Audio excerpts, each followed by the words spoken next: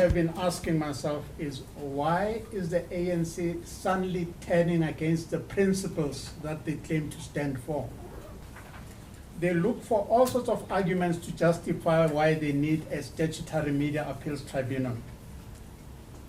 Now, I'll enumerate some of the reasons that they put forward.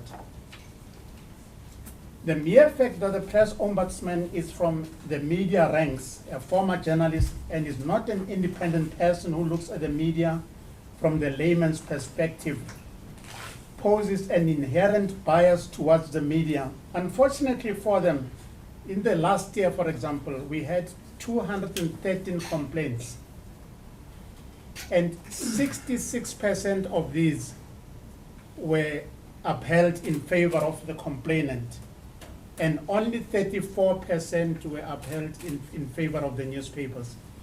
And those statistics show very clearly that there is no bias towards the press. We give them the choice. If they want to go to the courts, they can use the court route. But if they want to use our system, it's very clear what we do. We help them clear their names very quickly and very cost effectively. They are saying we are a very expensive exercise, when in fact we don't charge a cent for people to come and complain to us. We don't charge a cent for people to process people's complaints right up to the time that we conclude. So again, the ANC was playing political games. We believe that with some improvements, we believe our system can possibly be better than any statutory media appeals tribunal.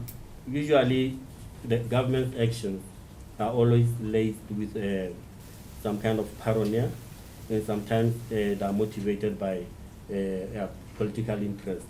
So that's why sometimes maybe self-regulation is favored. I think if governments were interested in regulating the media, not in controlling it, they will be content with the existing laws of defamation. We have them in Botswana, and a number of newspapers are paid through their laws. But governments are not interested in that.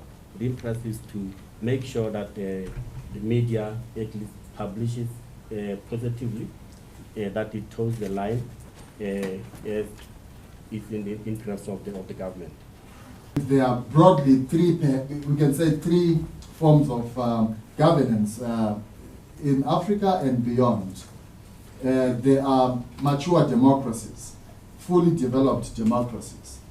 And secondly, there are democracies in transition, something between democracy and no democracy. And lastly, there are dictatorships or undemocratic regimes. In mature democracies, you will find the ideal form of regulation, which is either self-regulation or no regulation at all.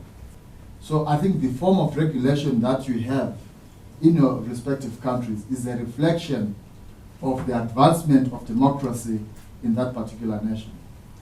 In democracies in transition and in dictatorships, it is unlikely that you find the ideal forms of media regulation. You are likely to find the worst forms of media regulation. Self-regulation is predicated on the assumption that the industry will be mature, the industry will submit itself. If you have levels of 80 to 90% of compliance, that indeed is a success story. And I would argue to you that our system does work. People are using it. So of late, I've had to apologize to the Secretary General of the ruling governing ANC on the front page. We won a case, we won some, we lost some against our youth league leader, Julius Malema. We lost a case against the Independent Communications Authority. So I think it's a pretty fair bag, and certainly I feel no particular favoritism to myself as a journalist or to my colleagues. I think that systems in our newsroom have been tightened up substantially. So I now throw out stories more often. I think there's a much greater ethical consciousness about our work. We're much more fair. There's a much more limited use of anonymous sources. And I do believe that we're becoming better balanced.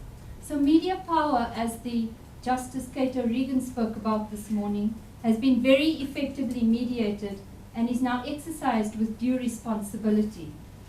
What have I learned from the censorship debate in our country over the past 6 months? I still think that we should make it a system of independent regulation by making it 50% plus 1 on the Press Council. I also believe that independence is a better accompaniment to freedom than the system of self-regulation, which is pretty passé, I would argue.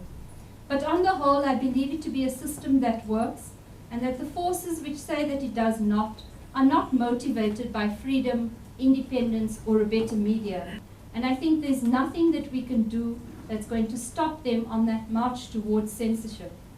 I think that instead we should be preparing 2 killer constitutional court cases, one to fight the information bill and the other to ward off the Media Appeals Tribunal. And as you colleagues from around the world and from our region, I hope that when that happens, we can engage your solidarity to march with us, or at least to tweet with us when that happens. Thank you very much.